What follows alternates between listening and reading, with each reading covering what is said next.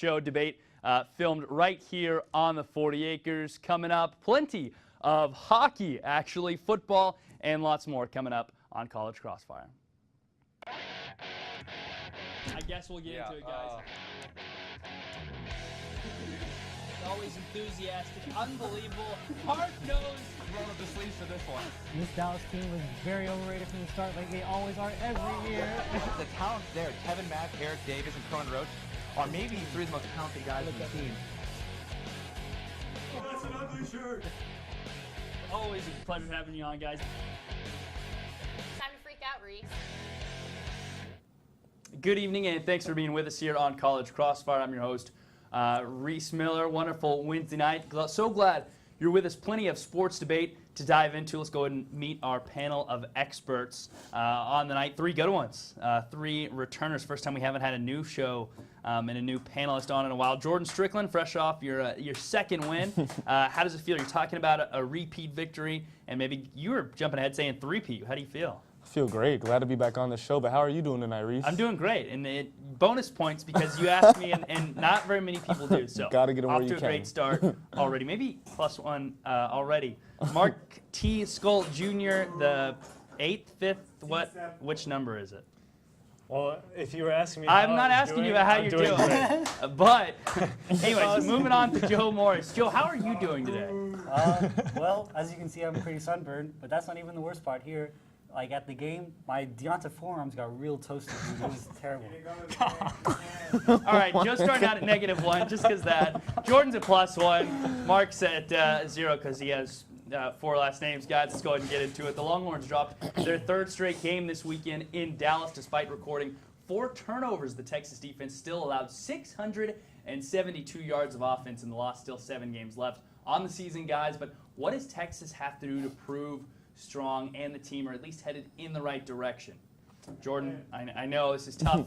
It seems like every week we have you on, we're talking about something like this. But gosh, what do you think?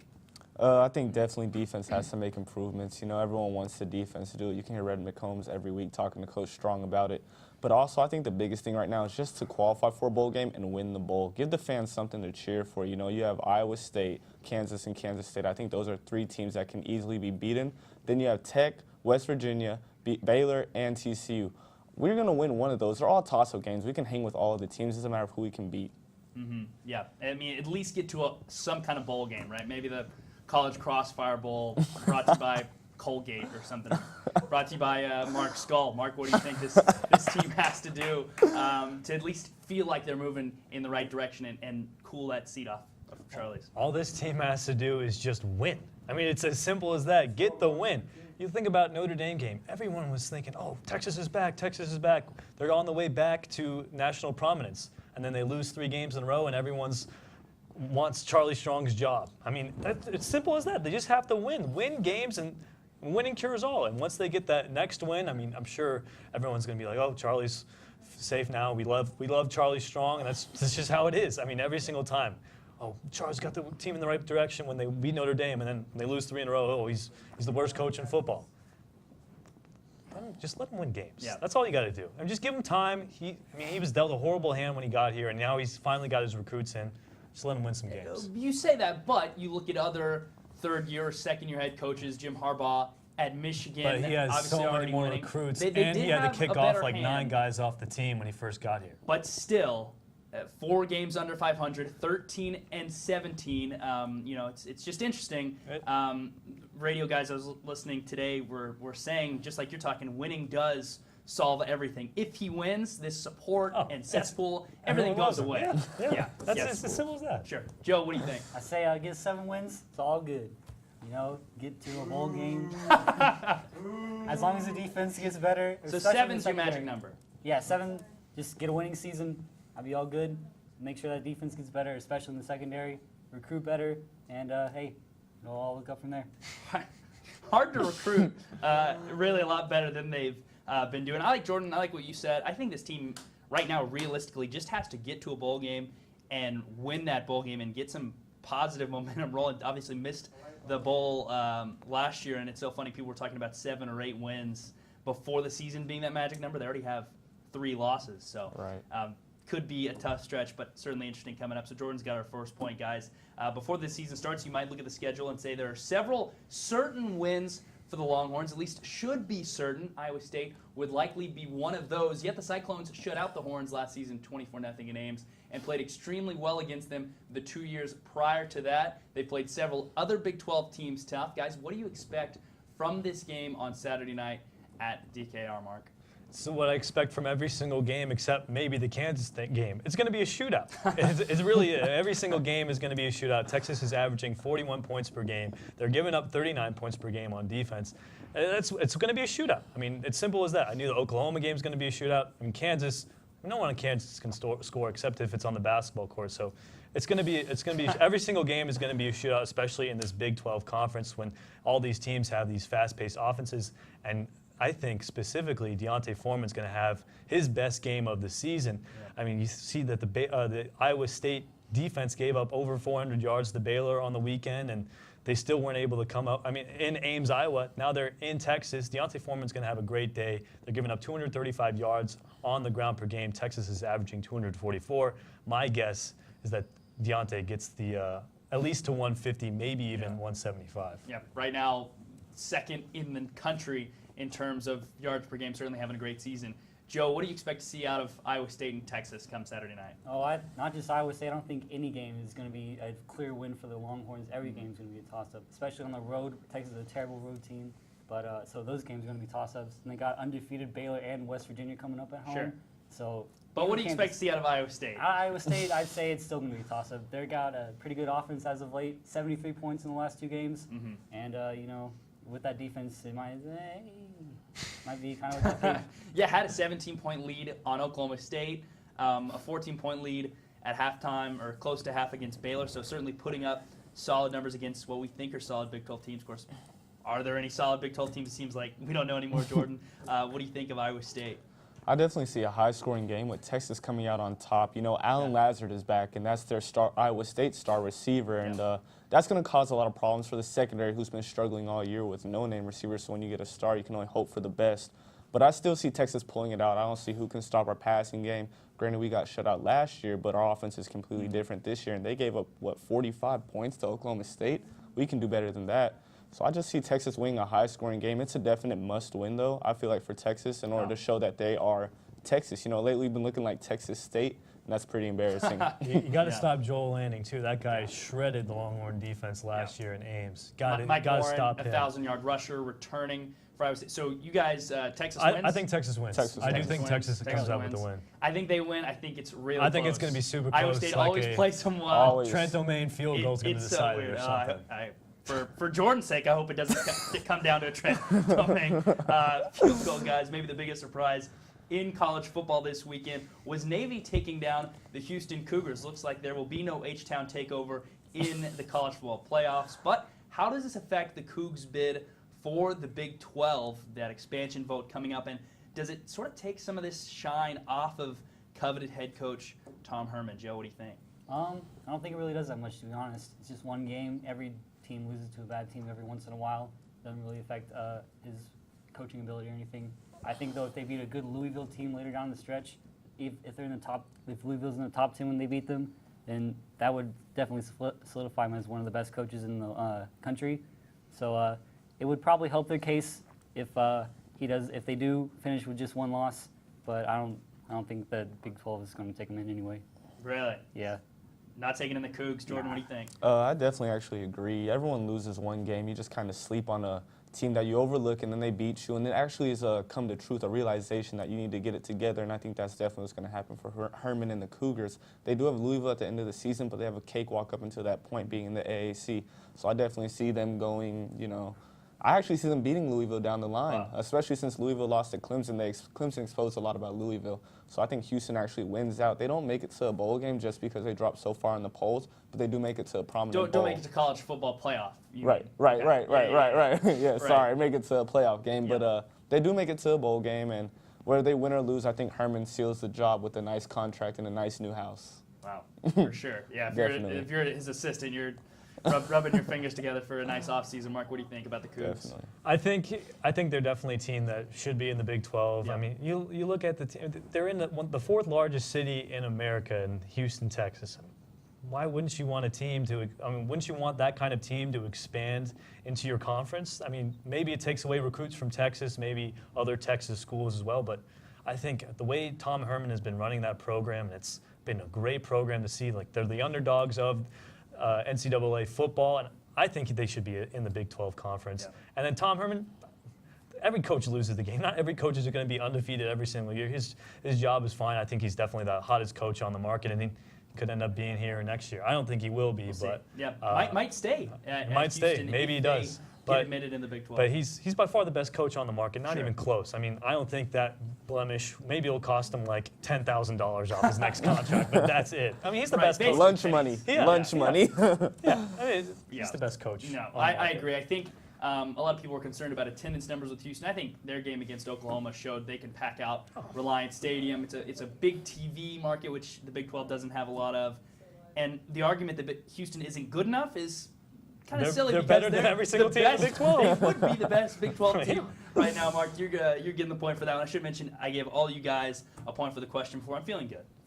Thank you. Not 100%, but trying to project good karma on you guys. That'll do it for round one. Coming up next, who really is the best team in the National Football League, and a Dallas Stars season preview like none other. Runs scored in baseball, and they made them look like clowns swinging at the plate. They were unbelievable on the mound, and that's what it comes down to in the playoffs. You saw with the Mets last year, that's the reason they got to the World Series, because of pitching. Cleveland has that pitching. I think they had that edge. They only gave up 676 runs during the regular season, and they just shut down the Boston Red Sox. I think they're the hot team going in. I'm going with the Indians. Quietly scored top 5 in runs in baseball during the regular season, and no one seems and no one gave him a shot either. No one gave him a shot against the Red Sox. and Always Rangers, Red Sox, Rangers. Yeah. I think it's Indians. Neither one. Both got swept out of there, including your Texas Rangers. Let's just get to it.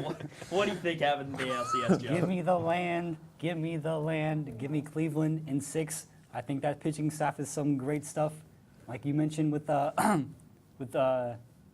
those guys. It's not just the pitching. All those guys. I think the run sports, they got some great guys that get on base. Those guys too, yeah. Yeah, like Mike Napoli can break. Santana's a great hitter too.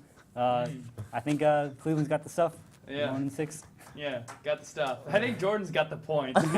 You don't have anything, and I think Toronto red hot right now, swinging the bats, just pounded. Obviously, the lackluster Rangers pitching staff, but seems to be the hottest team. Of course, had to win the wild card game to even get into the ALDS. So Jordan is getting the point, guys. Moving on, the Minnesota Vikings pounded the Houston Texans on Sunday and currently have better defensive numbers than the 85 Chicago Bears. Mark. Meanwhile, Tom Terrific is back and looks as good as ever. Several other teams with one loss are playing extremely well, also, guys. But who do you think is the best team in the NFL right now? Several good candidates, Mark. I think it's for sure the Vikings right now. They're the only undefeated team left. Their defense, I mean, like you said, they're better than the 85 Bears. Yeah, at least that's serious, right? Yeah, through 5 games, they're giving up 12.6 points per game. They've already had 19 sacks, 12 turnovers through 5 games. That's serious. That's 85 Bears numbers. They're the best team in football, and not to mention, they're doing it without their starting quarterback, Teddy Bridgewater. They're doing it without one of the best running backs in NFL history, in Adrian Peterson. They're doing it with a bunch of nobodies on offense. The only guy who I really like on that offense is Stephon Diggs. I mean, they're winning with Sam Bradford as their quarterback, and handily so. I haven't seen anything from Laquan Treadwell. Haven't seen anything Laquan Treadwell. I mean, Asiata and McKinnon are splitting carries. They're not doing anything special. And they lost their left tackle, Matt Khalil. But that Xavier Rhodes guy, I believe that's what his name is, the cornerback, he's been getting in some heads. He's been getting on Odell Beckham's head. I think he's the best. Might be one of the best corners in football. He's kind of the dark, maybe not the best, but he's a dark horse. He's definitely like one of those names that's going to be one of those top names in years to come. So I think definitely the Vikings are the best team in football. Certainly nasty. Joe, who do you have? Oh, my dark horse pick is the Steelers right now. Oh. Ooh, getting Le'Veon Bell back, but with him, with Brown and Roethlisberger, they have one of the most electric offenses in the league. Their defense is also pretty underrated too. They force some turnovers and they get some stops on defense when they need to. Like you said with the Vikings, they got no one on offense. They got their running back is named Matt Asiago or 5-0. something. Wait, Like are you some saying the team- Steelers because the Eagles beat them by I like was gonna 30 say, points? the only thing against the Steelers is that they got smoked by a rookie I quarterback. mean, every team has a bad game, so Right. Yeah, I mean- not the best team in the NFL. Jordan, what do you think? Who's the best team in the league? Well, Joe, my dad would agree with you because he's a Steelers fan. But me, I'm a Seahawks fan, and they're the best team in football. Let me tell you why. They stopped the run with 3.34 yards per carry. They have one of the best defenses, the best cornerback in football, in Richard Sherman. And then they have now a healthy Russell Westbrook coming off the bye. They have Doug Baldwin, Jimmy Graham, Ty Lockett. I mean, they have so many weapons on offense. I just don't see a team who can run with them in every position. And then they have the coolest coach in football, in Pete Carroll, who just seems like a fun guy to be around. I'll agree with that. I won't agree with the best weapons in all of football because they seem very mediocre. They don't even have Marshawn Lynch on. They don't have a running back. I think Hey, the we have the offense is going to spirit. give them trouble. I love Russell Wilson, but I didn't think they're the best team. I was thinking I kind of No. like the Broncos, maybe the Patriots. Broncos. I think the Oh. Patriots No are offense. actually the best team in football, especially with Tom Terrific back. I get it's the Browns, but anyways, I guess Mark, you're gonna have to get the point because it's definitely not the Steelers. I don't think it's the Seahawks. I think it's the Patriots, but Vikings certainly. I think second on that list, guys. The skates are sharpened and the sticks are ready at the American Airlines Center in Dallas as the Dallas Stars kick off their season Thursday night. Last year, Dallas was the best regular season team in the Western Conference, but fell short in Game 7 of the conference semifinals. Guys, what do you expect from the Stars this year, and can they finally bring back their first Stanley Cup, second overall, but first since 1999? Joe, what do you think? absolutely not. I'm way out on the Stars membership.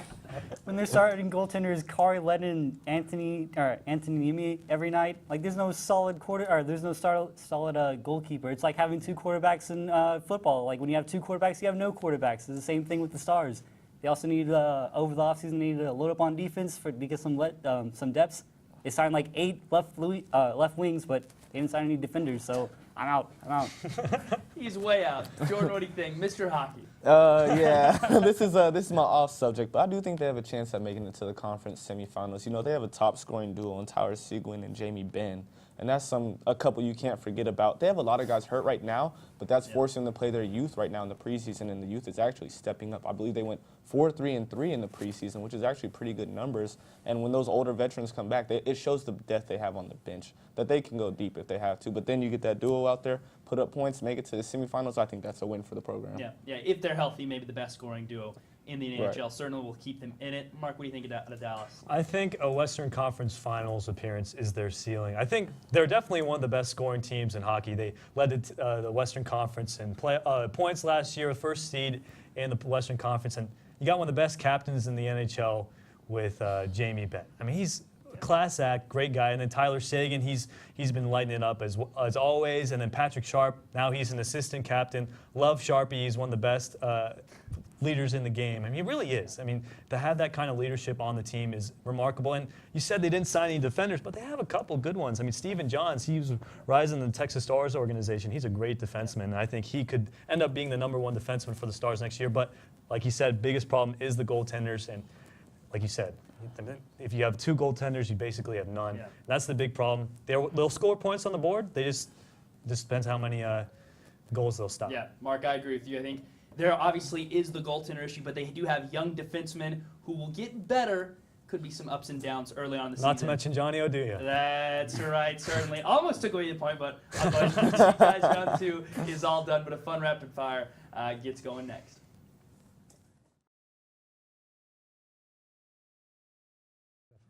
This is College Crossfire. Thank you very much for keeping it here. 1 round left to go to decide a winner, guys. Points are now doubled. Let's take one last glance at the scoreboard. Mark with a little bit of a lead right now, but as I said, you guys can jump in at any time. Points are now doubled, so as always, many do I have? I it forgot. all comes down to rapid fire. What's that? How many do I have? I forgot. How I many think you have Is it 5 5? by my calculations. It's Jeez. 5 to 3 to 2. So Gosh. still open. A little Please. bit of an edge out there. Oh, Hockey man. talk and NFL talk got you a little boost. Oh. But certainly anything can happen in rapid fire, guys. Let's go ahead and get to it.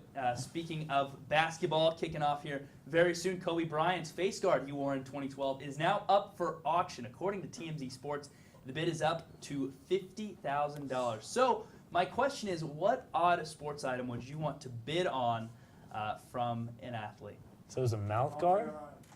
No. It was his face guard, like from when he hit his nose and Oh. had to wear like the clear. How much did you say it was? Yeah. It was $50K the bid right now. Really? Yeah. What's someone going to do with that? I don't know. That's the question. I want to know what you guys would So do with a different item. I would take, and this isn't really an athlete, but I'll take Steve Bartman's green sweater. The Cubs fan, I like that. Get the green sweater and the headset and the glasses, and I'll put it in like a Hall of Fame. Josh doesn't like it. I kind of like it. You know, Steve Bartman. I don't even know if it's an item that you can even bid on, but Troy Polamalu's hair. I heard it's endorsed. I heard it's endorsed for $1 million by Head and Shoulders. So that'd be a pretty expensive item there. Yeah, that's true. That's pretty good. That's pretty solid. What about some K-Bone, some Ken Bone? Get the sweater and the shades and maybe like a stash. Yeah. I'll take whatever's left of Derrick Rose's ACLs. I've